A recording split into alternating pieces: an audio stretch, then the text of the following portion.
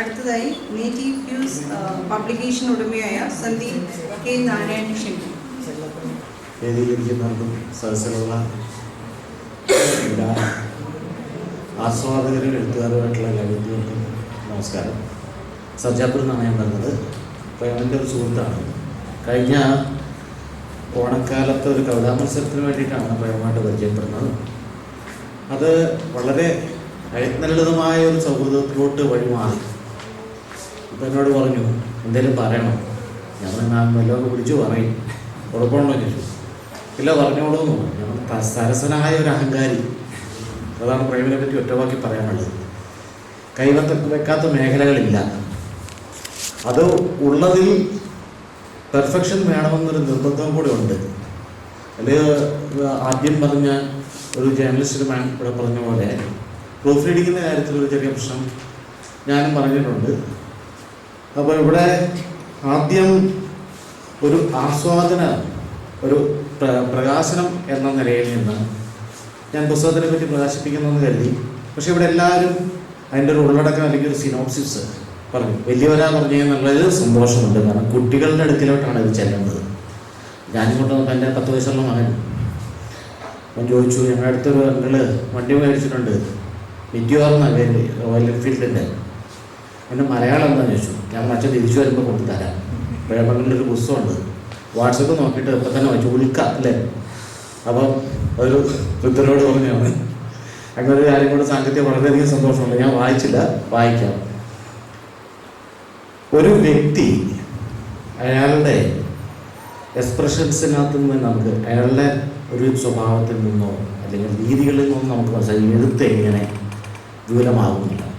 ആ ഒരു കാര്യത്തിൽ കുറച്ച് വായനയിൽ നിന്ന് തന്നെ പ്രേമൻ്റെ, ഞാൻ പ്രേമെന്ന് പറഞ്ഞ് ക്ഷമിക്കുക, ഡോക്ടർ പ്രേംരാജ് ഒരു എളുപ്പത്തിനൊക്കെ വായു വന്ന് പോകുന്നതാണ്. അപ്പം അദ്ദേഹത്തിൻ്റെ സാരസ്യം, ഒന്നാമത്തെ കാര്യം, ഞാൻ കോട്ടയത്തു നിന്നാണ്. SPCS ഒക്കെ ആയിട്ട് ബന്ധപ്പെട്ട് എൻ്റെ അച്ഛനൊക്കെ വർക്ക് ചെയ്തു. DC ബുക്സിന് എൻ്റെ ചേട്ടനുണ്ടായിരുന്നു.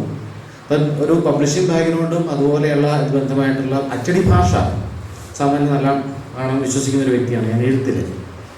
അതേസമയം ബഷീറിൻ്റെ സ്ലാങ്ങുകളോടും താല്പര്യമുണ്ട്, വീക്കെൻഡിൻ്റെ മർമ്മത്തിൽ കൊള്ളുന്ന തമാശകളോടും താല്പര്യമുണ്ട്.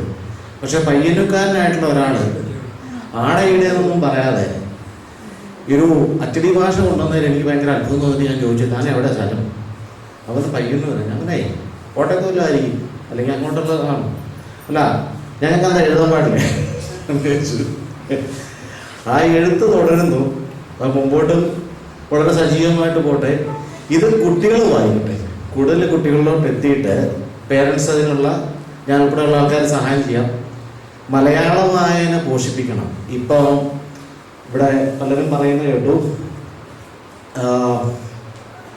എന്തായിരുന്നു വിംബീസ് കിഡ്, ഇതുപോലത്തെ അങ്ങനത്തെ ധാരാളം പുസ്തകങ്ങൾ എൻ്റെ മകനടക്കമുള്ളവർ വായിക്കുന്ന ഇംഗ്ലീഷ് വായനയ്ക്കകത്തൊരു പ്രശ്നം ഈ ആവശ്യത്തിൽ കൂടുതലുള്ള ഒരു വയലൻസ്, സങ്കീർണത, ടെൻഷൻ അടിപ്പിക്കുന്ന സാധനം.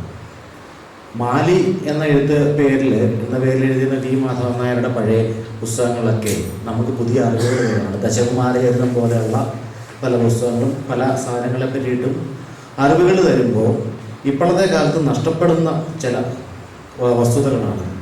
അതിലോട്ട് ഇനി പുതിയ എഴുത്തുകാരും പുതിയ ആൾക്കാരും എല്ലാം വരട്ടെ. അത് ഇംഗ്ലീഷിലാണെങ്കിലും മലയാളത്തിലാണെങ്കിലും ഒരു ജീർണത സംഭവിക്കുന്ന പോലെ എനിക്ക് പലപ്പോഴും തോന്നിയിട്ടുണ്ട്. കാരണം ഇപ്പോൾ വാളെടുത്ത് വന്നവരൊക്കെ വെളിച്ചപ്പാടുമാരാണ്.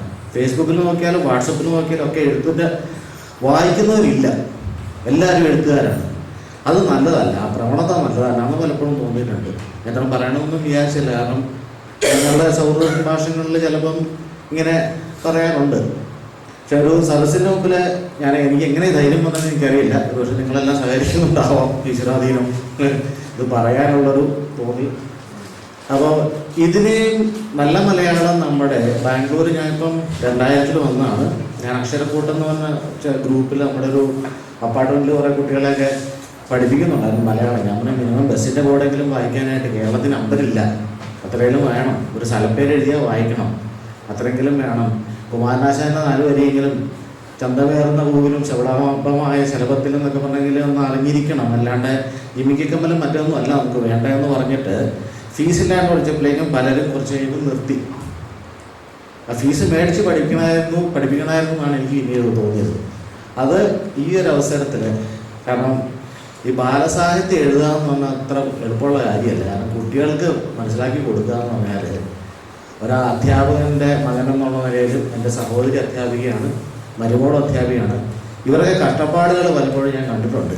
കാരണം വായിട്ട് അലച്ച് കുട്ടികളെ ഒരു സാധനം മനസ്സിലാക്കിയെടുത്ത് ഇവരെ കൊണ്ട് അത് റീപ്രൊഡ്യൂസ് ചെയ്തിട്ട് ഇപ്പോഴത്തെ കാലത്ത് കുറേ ബെറ്റർ ആയിട്ടുണ്ട് എഡ്യൂക്കേഷൻ സിസ്റ്റം. അതായത് മഗ്ഗിങ് അപ്പ് ആൻഡ് വൊമിറ്റിംഗ് എന്നുള്ളത് മാറി understanding and reproduce or generate എന്നുള്ള രീതിയിലോട്ട് പല സ്കൂളുകളിലും ഒരു ക്രിയാത്മകമായ രീതിയിൽ ഇംഗ്ലീഷിലുണ്ട്, കന്നഡത്തിലും മലയാളത്തിലും ഒക്കെ ഇവിടെ പൊതുവെ ഒരു വിമുഖതയാണ്.